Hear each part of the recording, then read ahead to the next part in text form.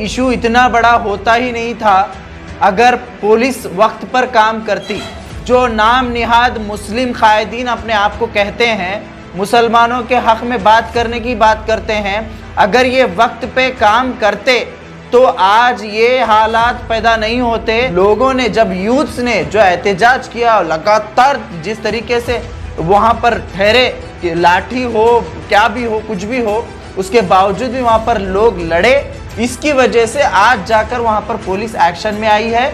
वहाँ की हैदराबाद की मुस्लिम लीडरशिप की टोटल फेलियर है, हुकूमत की टोटल फेलियर है। वहाँ पर आज जो अरेस्ट हुआ है ये पूरी कामयाबी का सहरा वहाँ के नौजवानों के ऊपर जाता है। अस्सलाम वालेकुम रहमतुल्लाहि व बरकातुहू। Very good evening. आज एसडीपीआई गुलबर्गा जो हैदराबाद पुलिस कमिश्नर है, हम उनका शुक्रगुजार हैं और बहुत ही मुबारकबाद कहते हैं। जो हैदराबाद के जितने भी नौजवान जो लगातार 3 दिन से जो एहतजाज कर रहे थे, सड़कों पर एहतजाज कर रहे थे, अपने कारोबार बंद करके एक पीसफुल प्रोटेस्ट कर रहे थे, उसके बाद जो इशू जो हैदराबाद के गोशा महल का जो एमएलए बीजेपी के राजा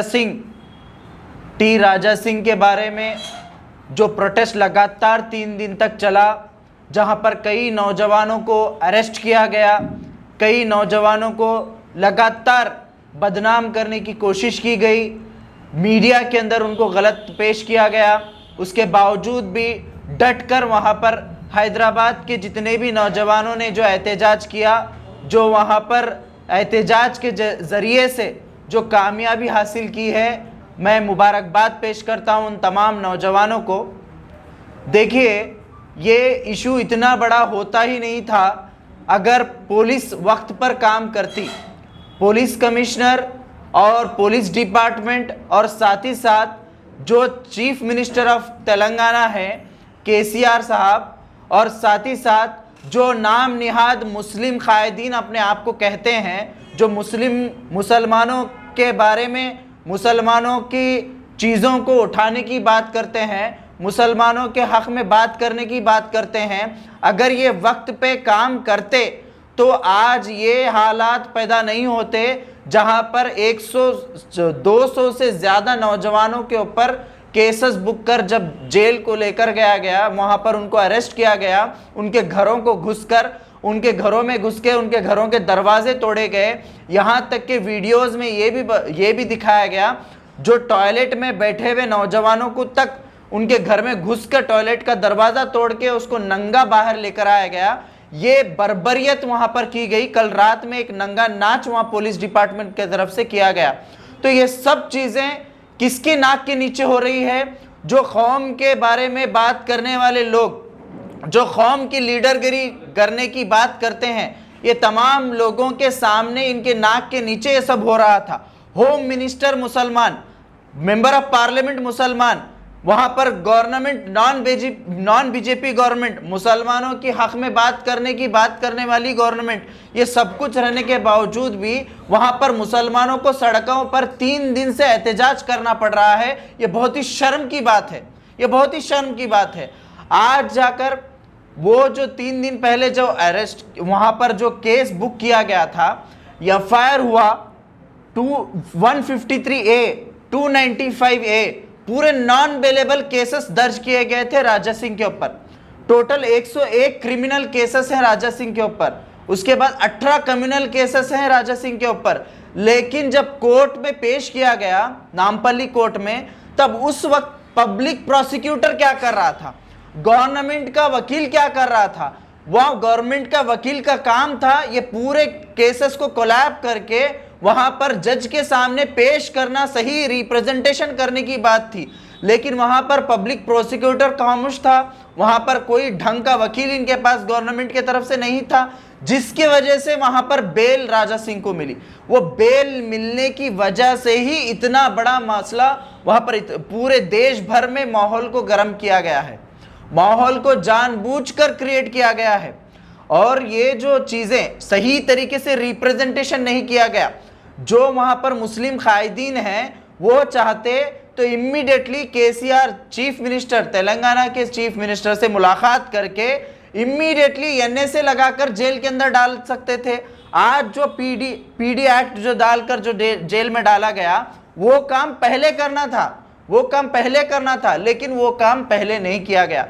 जानबूझकर इशू को बढ़ाया गया। जब लोगों ने, जब यूथ्स ने जो एहतजाज किया, लगातार जिस तरीके से वहां पर ठहरे कि लाठी हो, क्या भी हो, कुछ भी हो, उसके बावजूद भी वहां पर लोग लड़े। इसकी वजह से आज जाकर वहां पर पुलिस एक्शन में आई है, उसके बाद केसीआर साहब एक्शन में आए हैं। तो ये बहुत ही गलत बात है जिस तरीके से ये हुआ है। इसके अंदर टोटल फेलियर है, वहां की हैदराबाद की मुस्लिम लीडरशिप की टोटल फेलियर है, हुकूमत की टोटल फेलियर है। वहां पर आज जो अरेस्ट हुआ है, ये पूरी कामयाबी का सेहरा वहां के नौजवानों के ऊपर जाता है, वहां के नौजवानों ने जो एहतजाज किया उसके ऊपर जाता है।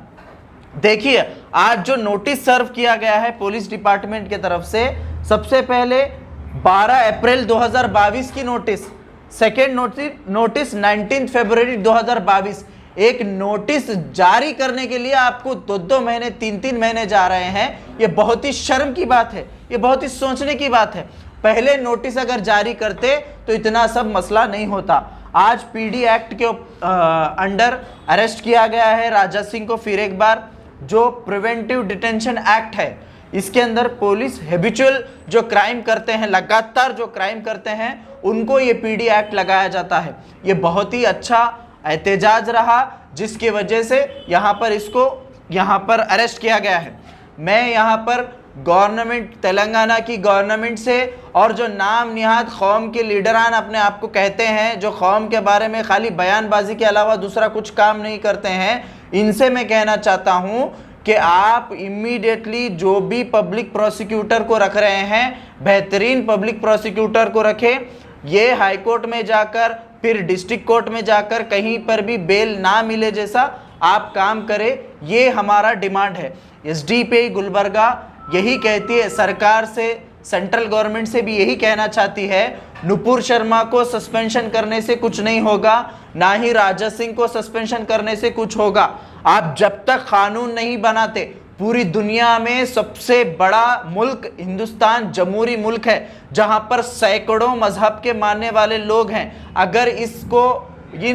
अगर मजहब के खिलाफ में जो भी लोग बात करते हैं उसके ऊपर कानून नहीं बनाया जाएगा, तो इसी तरीके से हर कोई आएगा, इसी तरीके से बयानबाजी करेगा, धर्म के खिलाफ बात करेगा, धर्म के गुरुओं के खिलाफ बात करेगा। तो इसके ऊपर कड़ा सा कड़ा कानून बनना चाहिए।